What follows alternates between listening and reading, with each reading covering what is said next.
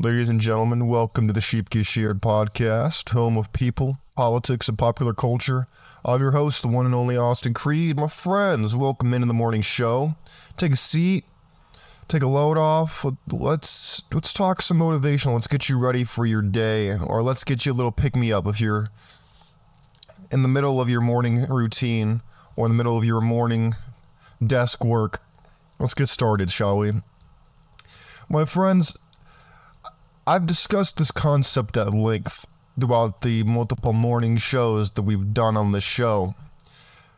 But it is my firm belief that sin makes you poor. Now, I know for those of you who are religious, sin has a totally different meaning than what it is I am really referring to. While it's different, it's also very similar. In religion, whether it's Christianity, Islam, Judaism, and whatever have you, sin is transgression of God's law, doing what it is God tells us not to do. However, that is merely one definition of sin. And while I believe it to be accurate, it can be applied at a more universal scale. Sin is transgression of the law, whether it be God's law, whether it be natural laws, whether it be the laws of physics, stuff like that are just bound in our world, and breaking them has consequences. Now,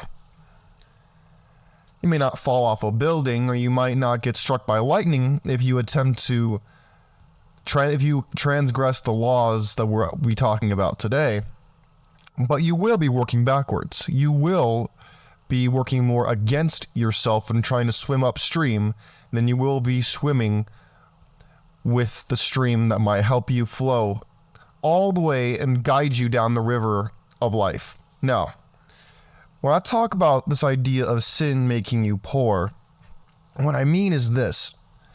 Sin is transgression of the law. I believe it was George Bernard Shaw who said that it was either him or Lord Bacon. I believe it was George Bernard Shaw who said that. No, it was Lord Bacon who said that money makes a good servant but a bad master. And then it was George Bernard Shaw who said that it is the duty of every person to be rich. And then two, that it is a sin to be poor. Now, what does he mean by it's a sin to be poor? And what do I mean when I add to his statement when I say that sin will make you poor? And what do we mean by this? What we mean by this is you must first understand a simple fact of reality, and that is money is not the bills that you find in your wallet. It is not the balance that you see in your credit card. It is not the balance in your checking and your savings accounts. That is not what money is. Sure, it might represent money, but that is not money. Money is something much more. You may be asking, well, Austin, come on, don't be ridiculous. I know what money is. Money might mean different things to different people. But in this context, what we mean is money is the reward for the service that you render. In other words, you must get to give. Did you catch me? Did you catch that? That's what most people do. They try to get something first and they want to give later. That's reverse. It's going backwards. I want to test you, see if you're paying attention. I don't want you to autopilot on this. This is something that will change your life forever, as it's changed my life forever. Too many people say, hey, you know what? The more money that I will get, the more I will give back. The more I might donate to charity. The more I might help out those in need. The more I might, try to give back a little bit. It's almost like I'm paying tribute to God for giving me all the things that He's given me. However, this is the opposite. This is the living in reverse. This is a sin, because you're moving backwards. Money is a reward for the service that you render. In other words, you have to render a service to get money. But yet people they say they want to make money. No. That's like saying, I want to go harvest the crops. And you look outside and there's no crops out there. And they're like, we're supposed to harvest what? Yeah, that's the same mentality.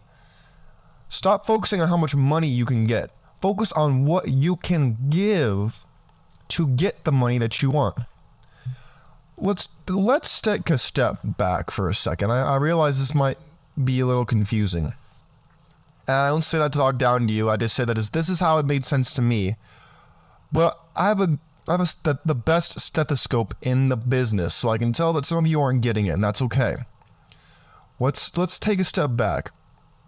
Let me ask you a question, okay?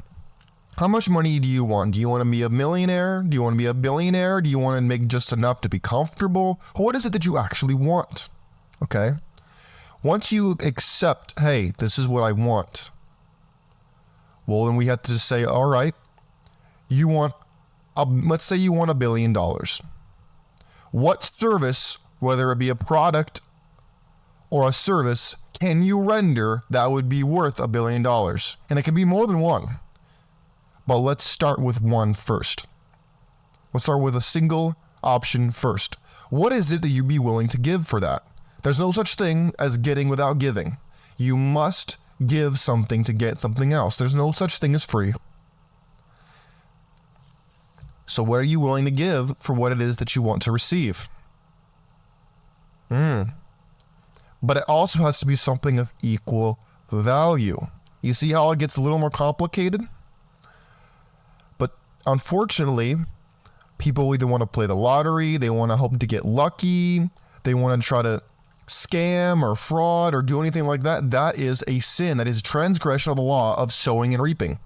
You will move backwards. Now, the wages of sin is death. We learned that in Romans. I believe it was the Apostle Paul who wrote that in Romans. Now, unfortunately, when he says that, I believe he means spiritual death. In our situation, we mean economic death. Because if you want to work backwards, if you want to get without giving, that's putting yourself in debt, putting yourself in jeopardy. Because make no mistake, it will be really easy to look and say, oh, I'm not getting hurt right now, even if it's working for you. I might not be getting hurt right now. It might be working for me right now. You might see the money, but you're not seeing what they're paying. Don't worry. They will pay if they haven't already. That is the law. That's how it works. And I want to make another distinction because poverty and broke are different. Being poor and being broke, people equate to being synonyms. This is simply untrue. Being poor is a mindset. Being broke is a current financial situation. Broke is temporary. Poor is permanent. Do you want to be poor? No one wants to be poor. Okay, then what are you willing to sacrifice to stop being poor? What are you willing to give up? And it doesn't have to be physical things. You might say, well, Austin, I have no money to give. I'm not talking about money. I'm saying that there might be people that are holding you back in your life. There might be places that are holding you back. There might be memories that are holding you back, preconceived notions. There are things, whether they be material or mental, that are holding you back. The question is, are you willing to give them up? Because you can't keep them and build a new life. It's hard to build something new with old tools. It's not impossible, but it's not as practical because you will have shoddy work. And it's hard to move forward while constantly looking backwards because you might run into a telephone pole. But in all seriousness, look, sin makes you poor for one simple reality, okay? Makes you poor because you're focusing on lack, limitation, and you're focusing on the short term. The short term. It's easy when we're young to focus on the here, the now, the very immediate needs that we have. However, I'm here to tell you, gentlemen, as men, we've greatly been lied to. We've been misled that we have this very quick, these get-rich-quick schemes that are around everywhere on the internet, number one. And number two, we've been lied to into thinking that, oh, I'm not like the athletes, that are in the NFL, the NBA, and whatnot, so I'm losing. No. That's false. You know how many of them blow their money? That's number one. But look, as men, We are often lied to because women are different from us. And ladies have a biological clock that we as men do not have.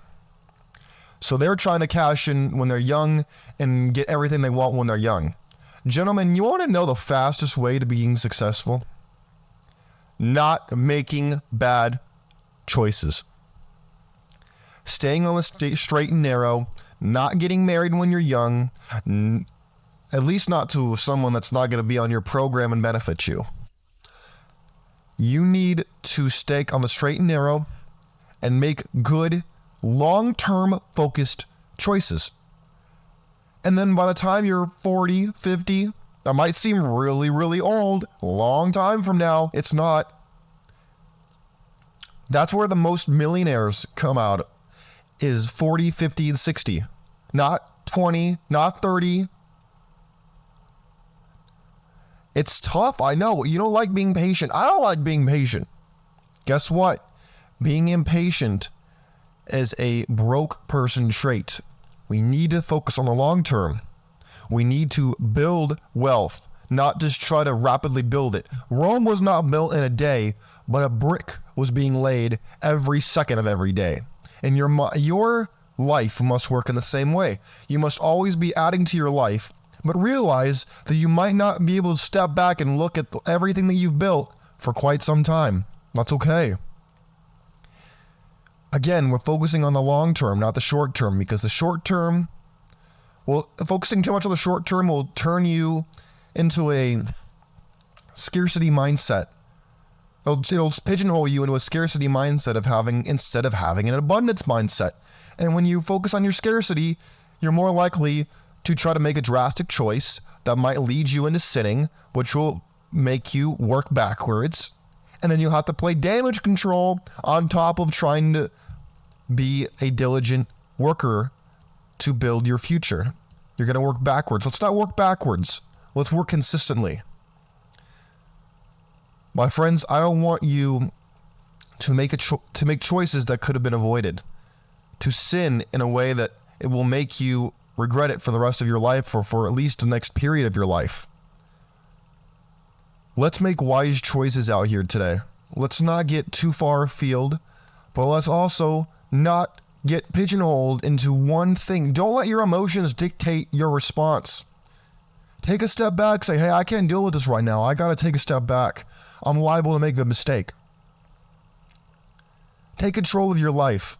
Don't be in the passenger seat anymore. That's why you haven't been getting what you want. I want you to take control. My friends, God bless you. God bless your families. God bless America. We're out of here. Peace.